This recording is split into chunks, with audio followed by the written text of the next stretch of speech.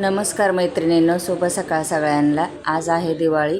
दिवाळीच्या खूप खूप सगळ्यांना शुभेच्छा। आणि हे आवळे ना मी रात्री तळले होते, कारण आवळे तळले म्हणजे ह्याला आहे ना धुवून घ्यायचं, थोड्याशा चिरा पाडून घ्यायचे, त्याच्यानंतर काय करायचं तव्यावरच ह्याला फ्राय करून घ्यायचं। फ्राय करताना काय करायचं, आधी तवा चांगला तापायचा, नंतर आवळे चिरा पाडायच्या साईडने, नंतर त्याच्यावर टाकून घ्यायचे।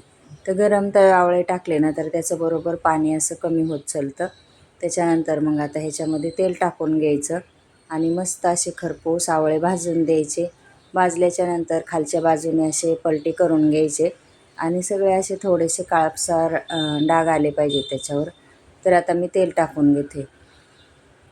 तेल टाकल्याच्यानंतर काय करायचं, उलथण्याने खालीवर करायचे। आणि एवढी सोपी पद्धत आहे आणि वेळ पण लागत नाही, आणि हे जेवणासोबत तुम्ही खाऊ शकता किंवा असे कच्चे खाल्ले ना खूप भारी लागतात। तेल टाकल्याच्यानंतर मी मीठ टाकून घेतलं आणि आता मी झाकण ठेवून 5-10 मिनटं असं याला बारीक एकदम स्लो गॅसवर उकडून देणार आहे, कारण झाकण ठेवलं ना ते मिठाच्या याच्यामध्ये बरोबर उकडतात। उकडले ना मग खायला पण कच्चा लागत नाही आणि तुरटपणा पण कमी होतो, एवढे छान लागतात। तर हे कलर असा झालेला आहे, तरी पण मी याच्यामध्ये हळद अजून टाकायची बाकी आहे, पण हळद आधी टाकली ना करपल, त्याच्यामुळं काय करायचं नंतर हळद टाकायची।